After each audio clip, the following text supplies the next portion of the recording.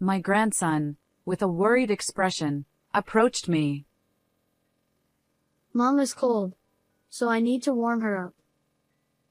On a scorching summer day with a temperature of 104 degrees Fahrenheit, he had come alone to the drugstore where I work. To my surprise, the shopping basket my grandson was carrying contained a large number of hand warmers. "What are these for?" I asked, puzzled. "Mom is cold." Could it be? Alarmed, I hurried to my daughter's house. There, I discovered my daughter in a completely changed state. I have a daughter named Isabella. After losing my husband early, we lived together, supporting each other. Thanks to that, our mother-daughter relationship was very close, and even after Isabella became independent and moved out, we continued to see each other frequently. My daughter married Nicholas, a company executive, 6 years ago, and soon after, Lucas was born. For me, Lucas is not only my first grandchild but also an incredibly adorable presence. Isabella's family lives about a 15-minute drive from my house. While I worked part-time at the drugstore, I visited their home daily to help with childcare. However, one day, suddenly, the days when I couldn't see my daughter and grandson began. It all started when Lucas turned 5 years old. On that day, as usual, I had made plans to visit my daughter's house. But on the morning of that day, I received an unexpected email from her. "Today, something came up, and I'm sorry, but can we reschedule?" I wondered if Lucas had other plans with friends. Without much thought, I replied, agreeing to the change. However, from that day on, communication from Isabella ceased abruptly. Not only did she decline my invitations, but she also provided various reasons like Lucas has a cold, a friend is visiting, or there's a kindergarten event. It seemed odd that our schedules never aligned. Concerned, I decided to call her. "You seem busy lately. What's going on?" I asked. Isabella replied, "Oh, nothing in particular, really." I offered, "If you need help, I'll come over. I've missed seeing you and Lucas." Her response was curt. "Thanks, but I'll reach out when I need it. I have things to do now." The infrequent phone call was cut short, and Isabella's tone was off. As a mother, it was clear to me that something was amiss. I was troubled, so I decided to call my son-in-law and inquire about my daughter over the phone. "Is this about Isabella?" "Yes, it is. Lately, she suddenly stopped contacting me, and I've been worried about her health." "Nicholas, do you know anything?" After a brief silence, he hesitantly responded. "Ah. Actually, Isabella expressed a desire to distance herself from you. "What?" She mentioned that your messages were becoming too persistent. Anyway, both Isabella and Lucas are doing well, so please give them some space." With that, Nicholas promptly ended the call. After our conversation, I was in shock and couldn't move for a while. Isabella and I had been close, like friends. It's hard to believe she felt that way. But now that Nicholas has made it clear, there's nothing I can do. Despite my worries, all I can do is wait for Isabella to reach out. After more than half a year without seeing my daughter and grandson, I felt a gaping hole in my heart. To be avoided like this, I must have caused her considerable pain. Those thoughts weighed heavily on me, and I couldn't help but blame myself. Still, I worked even harder at my part-time job, hoping that someday I could give my grandson an allowance when we reunited. Then, as the seasons changed, One hot summer day, I was at my usual post in the drugstore, manning the cash register. A little boy approached, seemingly on an errand. When I looked at his face, I couldn't believe my eyes. It was Lucas. My joy overflowed at the sight of my long-lost grandson, but he seemed flustered and didn't notice me. I wondered if Isabella, my daughter, was nearby. I scanned the area, but there was no sign of her. It appeared that Lucas was alone. If it were Isabella, she'd be keeping a close eye on him during his errand, I thought. But there was something else that struck me as odd. In the shopping basket that my grandson carried, despite the summer heat, there were numerous hand warmers. Lucas, it's been a while. He looked surprised, eyes wide, and a faint smile appeared on his face. Are you running errands alone today? And why so many warmers? I asked, puzzled. Well, Mom feels cold, so she needs to warm up. I was taken aback. His serious expression told me this was no ordinary situation. I left Lucas waiting in a corner of the store and hurriedly explained the circumstances to the manager. Concerned, the manager allowed me to leave early. As I prepared to go, I placed Lucas in the car and drove swiftly to my daughter's house. The front door was left open because my grandson hadn't locked it properly. Grandma, this way. Lucas called out. Following him into the house, I was met with a shocking sight. Isabella lay collapsed on the floor. I rushed to lift her, but her body was limp, her face pale. I pressed my hand to her mouth, but she wasn't breathing. Isabella! Stay with me! Isabella! I immediately called an ambulance, and the treating physician warned that the situation was critical. Then, hesitantly, the doctor said, Regarding your daughter, there's something concerning. That's when I learned an unbelievable truth. Isabella's hospitalization was confirmed, and I needed to inform my son-in-law. However, no matter how many times I called, I couldn't reach him. It's an emergency, so there's no helping it, I thought. In a dilemma, I decided to call the company my son-in-law manages. Hello. I'm the president's mother-in-law, and I have an urgent matter. Could you please connect me to the president? The employee responded, The president is on vacation with his family overseas. I was taken aback. After all, Isabella and Lucas, who were part of Nicholas's family, were currently at the hospital. What on earth is going on? Despite my confusion, I left a voicemail on my son-in-law's phone, urgently requesting him to call back.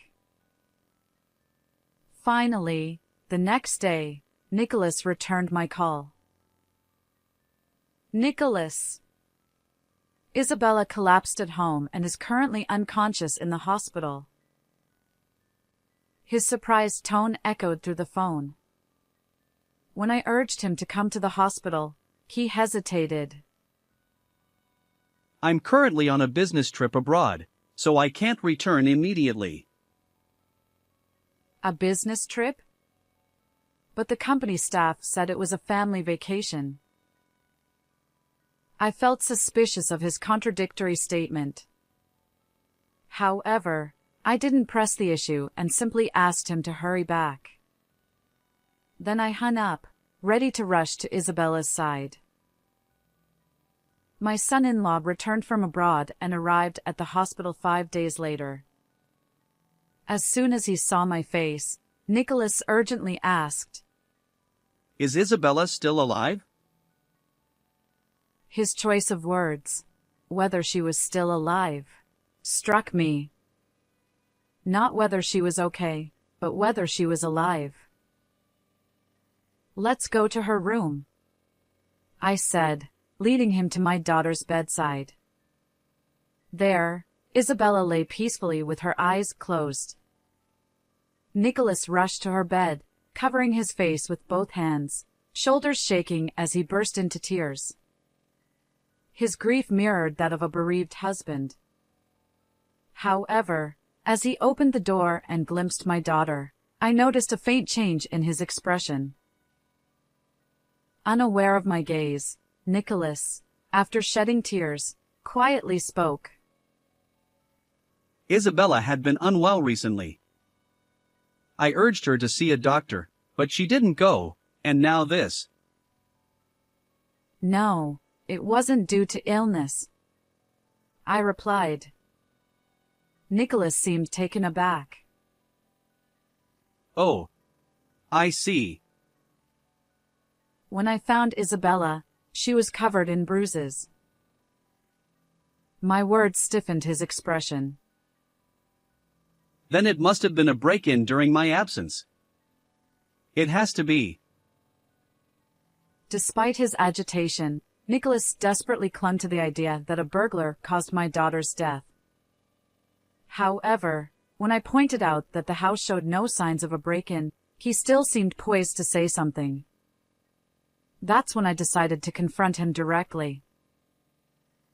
"By the way, you've been on a business trip until now, right?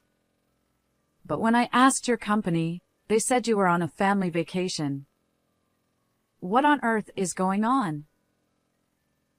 My son-in-law trembled, eyes wide, beads of sweat forming. What? You contacted my company without permission? That's outrageous. I replied firmly. Despite my daughter collapsing, I couldn't reach you. Is it so strange to contact the company in an emergency? He persisted. This is pointless. I'm busy arranging Isabella's funeral, so I'll take Lucas home. Where is he? Nicholas's frustration was palpable. He wanted to leave this situation urgently. "Lucas is at my house, but I won't send him back to you," I asserted. My son-in-law retorted. Huh? What are you talking about? Isabella's body had numerous bruises, ranging from old to new. It wasn't the result of a single robbery, as you claim. Do you know anything about these bruises? I said, locking eyes with him. Do you suspect me? Even if that were the case, do you have any evidence to prove it? If not, I'll sue you for defamation. Nicholas raged, trembling with anger. But then, unexpectedly, a voice echoed through the room. The one who could be sued is you. Suddenly, Isabella's arm lifted from the bed, pulling away the covering cloth. She sat up, defying his expectations. Why are you alive? Isabella, whom he believed had passed away, had actually survived due to diligent medical treatment. Together, we had orchestrated this charade to deceive my son-in-law, making it seem as though my daughter had died. According to what I heard from Isabella, my daughter and son-in-law had been having frequent arguments due to his late-night escapades for about a year. Their relationship had deteriorated significantly. Isabella revealed that during these fights, Nicholas would become physically violent, leaving visible bruises on her body. She intentionally avoided meeting me during that time, not wanting to worry me by revealing the bruises. Now, let's rewind to the day Lucas came to my store. Isabella had discovered Nicholas's lie about being on a business trip when he was actually planning a vacation with his affair partner. She confronted him, demanding a divorce. In a fit of rage, Nicholas mistreated Isabella. He left her unconscious and cold at home, heading off on his trip. It was then that Lucas, their 5-year-old son, woke up, found his mother, and decided to come to my drugstore to buy hand warmers, believing it would revive her. I intend to report this to the police. What? That's an exaggeration. It's not an exaggeration when my life was at risk. I've actually been injured and suffered through this. This is just a regular marital argument. It'll blow over. Nicholas, though flustered by the mention of the police, still tried to maintain his bravado. Seeing this, my daughter and I exchanged glances and nodded in agreement. Even after seeing this, can you still say it's just a marital spat? I confronted my son-in-law, showing him the video on my smartphone. The footage clearly captured Nicholas physically assaulting Isabella during an argument. She had set up the camera as evidence for their divorce proceedings. It doesn't look like a simple argument, does it? I challenged him. Well, watching the incriminating video, my son-in-law lost his ability to deny the truth. He turned pale, trembling, and suddenly collapsed right there. I'm sorry. I was wrong. The affair wasn't serious. It was just a fling. That's why I didn't want a divorce and lost my temper. A fling or not, cheating is still cheating. I can't consider anything other than separating from you. Isabella showed no intention of forgiving Nicholas. Tearfully, he apologized to my daughter, but she pushed him away. Please try to convince Isabella. Now he turned to me, desperate for help. Seeing his desperate state, I sighed. I won't defend someone who raises a hand to my own daughter. There's no way I'd take your side. Honestly, life would be better without a husband like you. I dismissed him coldly and promptly contacted the police.